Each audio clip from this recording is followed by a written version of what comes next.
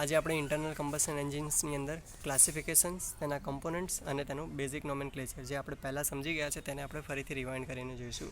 તો સૌથી પહેલાં તો આપણે ક્લાસિફિકેશન વિશે સમજીશું. તો એન્જિનના ક્લાસિફિકેશન કેવી રીતે થઈ શકે છે?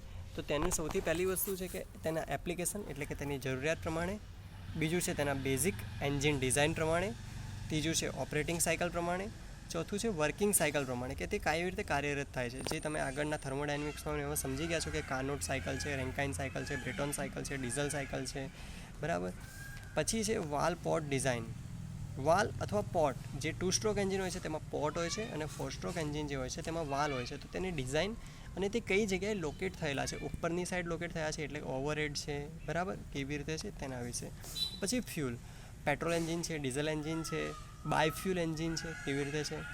પછી મિક્સચર પ્રિપરેશન કે કેવી રીતે મિક્સચર બની રહ્યું છે. સૌથી પહેલેથી એર ફ્યુલ મિક્સચર બનીને આવી રહ્યું છે કે પહેલાં એર દાખલ થઈ રહી છે પછી ફ્યુલ આવી રહ્યું છે.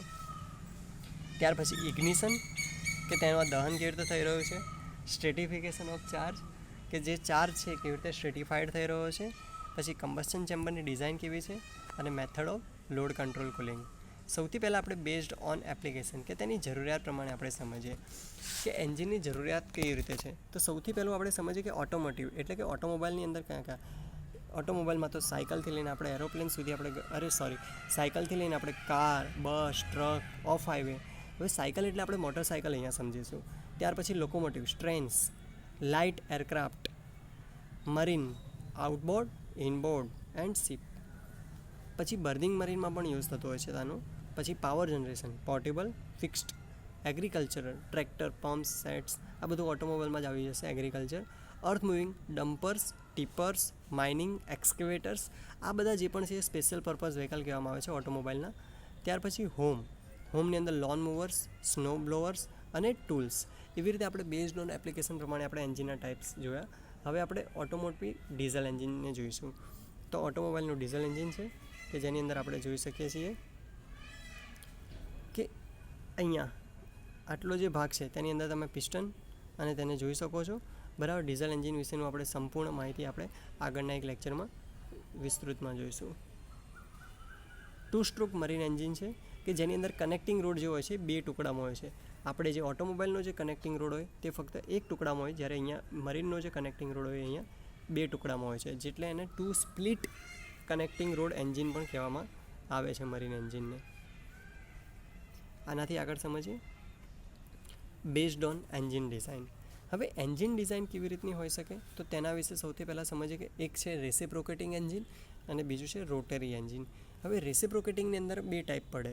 પહેલું છે સિંગલ સિલિન્ડર, બીજું છે મલ્ટી સિલિન્ડર. સિંગલ સિલિન્ડર એટલે કે આપણા લાઇટ જે બાઇકો હોય છે તેના વિશે આપણે કહી શકીએ કે જેમાં ફક્ત એક જ સિલિન્ડર હોય છે.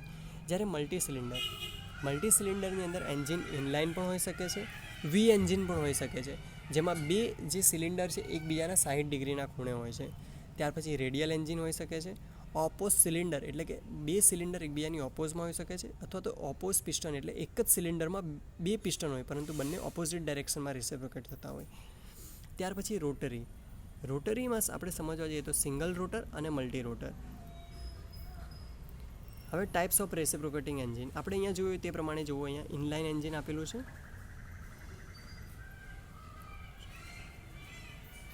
આ ઇનલાઇન એન્જિન છે, બરાબર. અહીંયા આપણે જોઈએ તો ઓપોઝ પિસ્ટન કે પિસ્ટન બંને કેવા છે, ઓપોઝિટ ડાયરેક્શનમાં છે, બરાબર. સિલિન્ડર એક જ છે, જ્યારે અહીંયા વી એન્જિન છે એક અને આ, બરાબર. આ રેડિયલ એન્જિન છે કે જેમાં બધા એક પ્રકારે અલગ અલગ ડાયરેક્શનમાં રોટરી એન્જિનની જેમ. જ્યારે હોરિઝોન્ટલ ઓપોઝ એન્જિન એટલે કે બંને સિલિન્ડર જે હશે બંને કેવી ડાયરેક્શનમાં હશે, ઓપોઝ ડાયરેક્શનમાં હશે.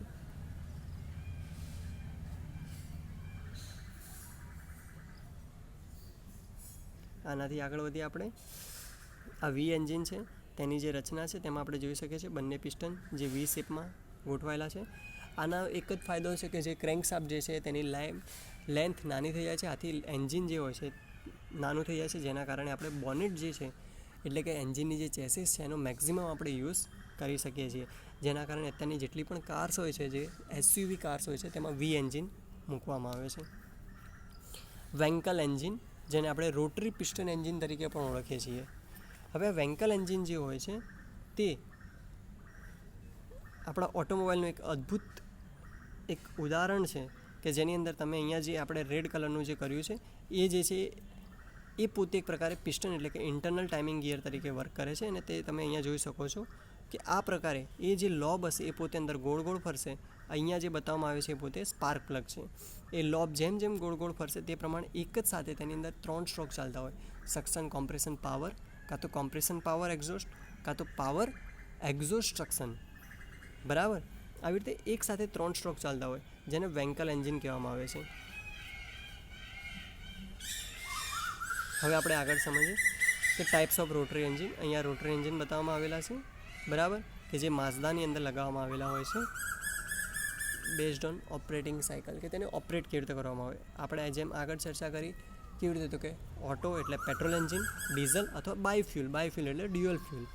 બરાબર, તો કે auto conventional SI engine, Atkinson engine કે જેની અંદર કમ્પ્લીટ એક્સપાન્શન જે થતું હોય તેવું એસઆઈ એન્જિન, મિલર એન્જિન જેને કરવામાં આવે છે, બરાબર, કે અર્લી ઓર લેટ ઇનલેટ વાલ ક્લોઝિંગ ટાઈપ એસઆઈ એન્જિન કે જેની અંદર વાલ ટાઈમિંગ જે અત્યારે તમે કદાચ તમે જાણતા હો તો જેમ કે હ્યુન્ડાઈ વર્ના વીટી છે, બરાબર, તો તે પ્રકારે કે ઇનલેટ વાલ જે છે તેનું પરફેક્ટ જે સમય જરૂરી હોય તો તે સમય વહેલા અને જે સમય ન જરૂરી હોય તે સમય થોડું લેટ ઓપનિંગ ક્લોઝ કરવાનું કાર્ય તેવું એસઆઈ એન્જિનમાં એ જે છે મિલર એન્જિન. ત્યાર પછી ડીઝલ એન્જિન કે જેની અંદર આપણે સમજીએ એ તો ડીઝલ એન્જિન, ત્યારબાદ dual based on working cycles. Working સાયકલની અંદર સૌથી શરૂઆત આપણે કરવા જઈએ તો સૌથી પહેલાંના જે એન્જિન હતા તે 2 સ્ટ્રોક હતા, અત્યારે જે છે 4 સ્ટ્રોક છે. તો 4 સ્ટ્રોક તો જેમાં નેચરલી એસ્પાયર્ડ અને એક છે સુપરચાર્જ અથવા ટર્બોચાર્જ. નેચરલી એસ્પાયર્ડ એટલે કે જે પહેલાંના એન્જિન જે 4 સ્ટ્રોકમાં જ્યારે શરૂઆત થઈ ત્યારે જે એન્જિન હતા એ બધા નેચરલી એસ્પાયર્ડ હતા, પરંતુ અત્યારના જે મોડર્નાઇઝ જે એન્જિન્સ છે એ બધામાં સુપરચાર્જર અને ટર્બોચાર્જર લગાવવામાં આવે છે. એટલે કે જો પેટ્રોલ એન્જિન હશે તો તેમાં સુપરચાર્જર હશે અને ડીઝલ એન્જિન હશે તો તેમાં ટર્બોચાર્જર હશે. હા, અત્યારના કેટલાક એન્જિન એવા પણ છે પેટ્રોલ એન્જિન કે જેમાં તમે ટર્બોચાર્જર લાગેલા જોઈ શકો છો. ત્યાર પછી 2 સ્ટ્રોક ક્રેન્કેસ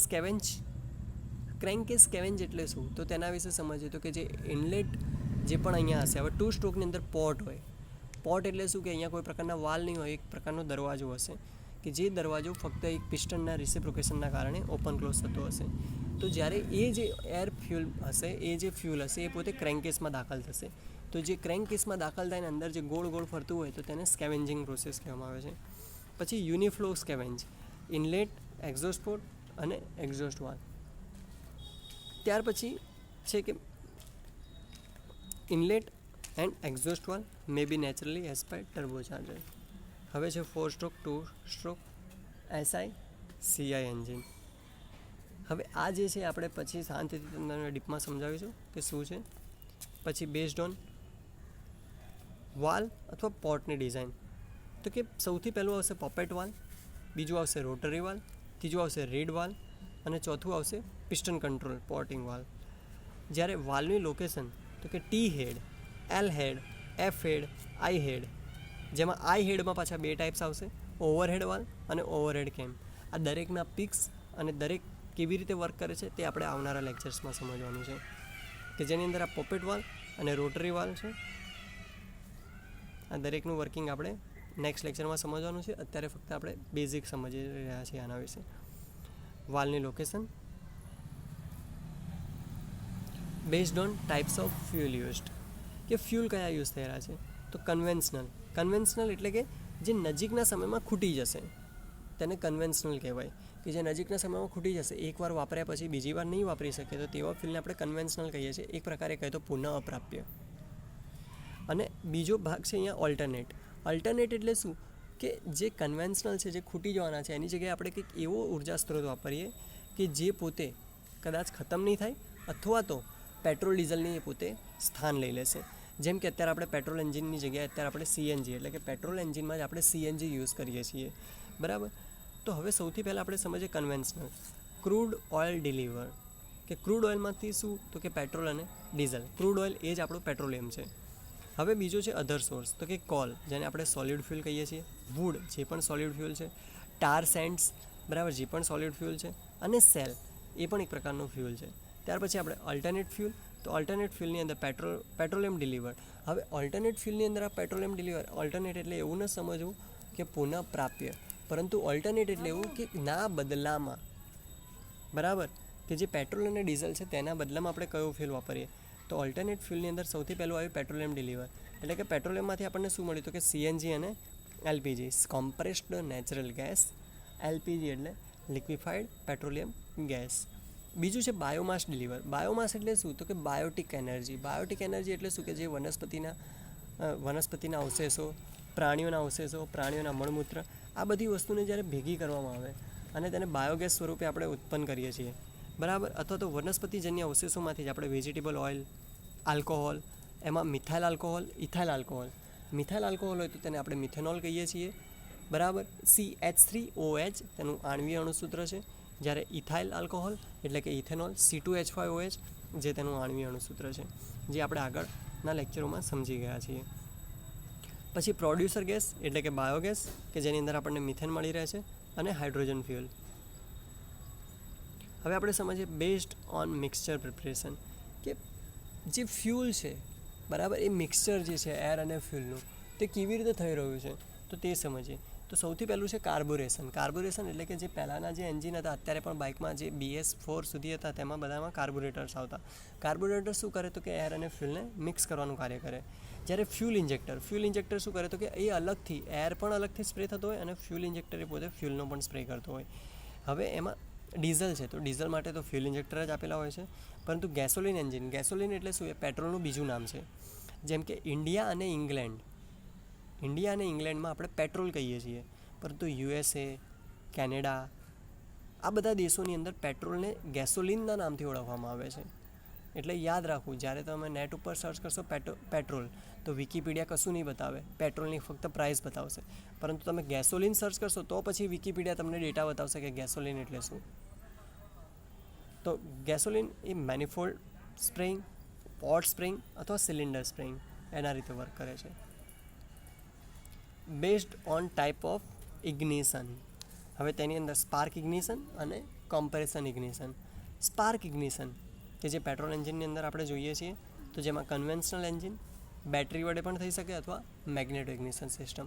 આ તમારા AESનો ભાગ છે, ઓટોમોબાઈલ ઇલેક્ટ્રિકલ સિસ્ટમ, કે જે બેટરી ઇગ્નિશન સિસ્ટમ એટલે કે બેટરી વડે કેવી રીતે ઇગ્નિશન થાય છે, અથવા તો મેગ્નેટો વડે કેવી રીતે ઇગ્નિશન કરવામાં આવે છે, તો તે મેગ્નેટો ઇગ્નિશન સિસ્ટમ. બીજી વસ્તુ છે અધર મેથડ, કે જે અત્યારની જે કન્વેન્શનલ, જે વધારાની નવી મેથડ્સ આવી છે તે. ત્યાર પછી કોમ્પ્રેશન ઇગ્નિશન, જે વધારાની મેથડ્સ છે તે આપણે આગળના લેક્ચરોમાં જે મોડર્ન વ્હીકલ ટેકનોલોજીની અંદર આપણે સમજીશું. પછી ચાર્જ સ્ટ્રેટિફિકેશન. ચાર્જ સ્ટ્રેટિફિકેશન એટલે કે ચાર્જ કેવી રીતે બની રહ્યો છે, તો કે એક તો છે સ્ટ્રેટિફાઈડ ચાર્જ અને બીજો છે હોમોજીનિયસ ચાર્જ. હવે હોમોજીનિયસ ચાર્જ એટલે શું? તો કે એર અને ફ્યુઅલનું જે મિક્સચર હશે એ નિયરેસ્ટ એટમોસ્ફેરિક પ્રેશરના રીતે બનતું હશે, અને તે જે હશે એ હોમોજીનિયસ મિક્સચર હશે કે જેની અંદર દરેક અણુઓનું બંધારણ એ પોતે સમાન હશે, બરાબર. પરંતુ સ્ટ્રેટિફાઈડ ચાર્જમાં શું છે? તો કે એ કાર્બોરેશન અને એક છે ફ્યુઅલ ઇન્જેક્શન. હવે કાર્બોરેશન જે છે એ પોતે કેવી રીતે કરે છે? તો કે એર અને ફ્યુઅલને મિક્સ તો કરે છે, પરંતુ એ જેટલું સફિશિયન્ટ પ્રેશર જોઈએ એટલું સફિશિયન્ટ પ્રેશર એ પોતે કરી નહીં શકે. જ્યારે વિથ અ ફ્યુઅલ ઇન્જેક્શન જે છે એ ફ્યુઅલ પંપ વડે ઓપરેટ થતો હોય છે, જેના કારણે ફ્યુઅલ ઇન્જેક્શન જે હશે એ પોતે સફિશિયન્ટ પ્રેશર અને જેટલું તમારે માત્રામાં જોઈએ છે તેટલું ફ્યુઅલ પોતે ઇન્જેક્ટ કરી શકશે. Based on combustion chamber design. Combustion chamber તો કે એ છે ઓપન કમ્બસ્શન ચેમ્બર, બીજું છે divide combustion chamber. Open combustion chamber કે જે disc type, wedge type, hemispherical type, ball and piston and other design. જ્યારે ડિવાઇડ ચેમ્બર કે જે ડીઝલ એન્જિન માટે યુઝ કરવામાં આવે છે એ છે સ્વિરલ ચેમ્બર અને પ્રી ચેમ્બર. જ્યારે SI એન્જિન માટે CVCC, બરાબર, અને બીજું છે બધી અન્ય ડિઝાઇન, જેમાં મુખ્યત્વે પેટ્રોલ એન્જિનની અંદર સામાન્ય તરત ડિઝાઇન હોય છે, તેમાં વધારે કાંઈ હોતું નથી. હવે કમ્બસ્શન ચેમ્બરની ડિઝાઇન તમે અહીંયા જોઈ શકો છો કે ટર્બ્યુલન્સ સ્વેજ આપેલો છે, સ્ટ્રેટિફાઈડ ચાર્જ આપેલો છે, MCA જેટ વાલ્વ આપેલો છે, નોન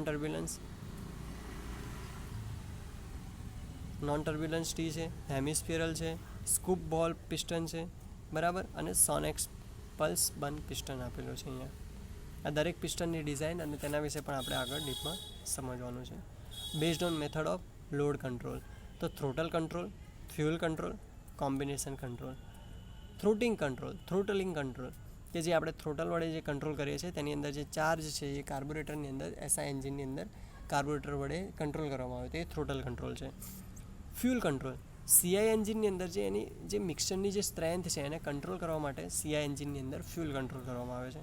જ્યારે કોમ્બિનેશન એટલે શું, તો કે એસઆઈ એન્જિનની અંદર ફ્યુલ ઇન્જેક્શન સિસ્ટમમાં કોમ્બિનેશન કંટ્રોલ કરવામાં આવે છે.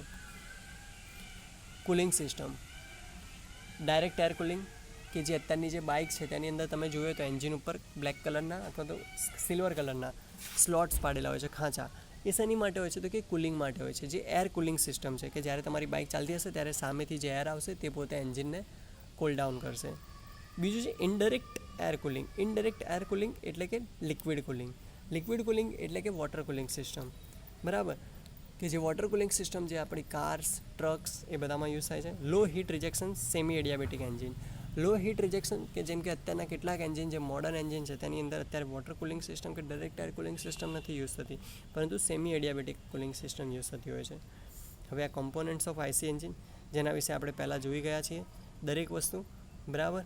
આનો તમે સ્ક્રીનશોટ પણ પાડી શકો છો અને તમે જોઈ શકો છો દરેક વિશે કે કઈ જગ્યાએ કઈ કઈ લોકેશન છે, આમાં તમે ફૂલ્લી પરફેક્ટલી જોઈ પણ શકો છો સારી રીતે.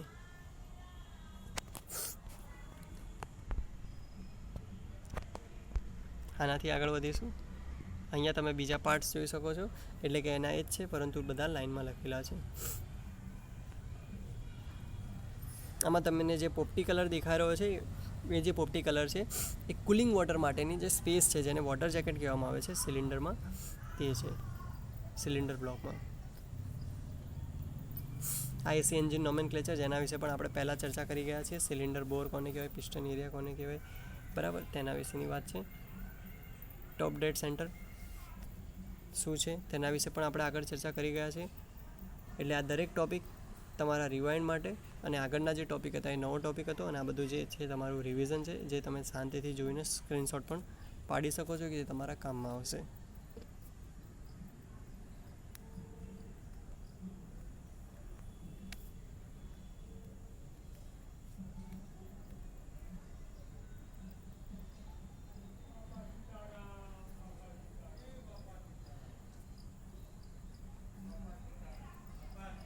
Okay, thank you.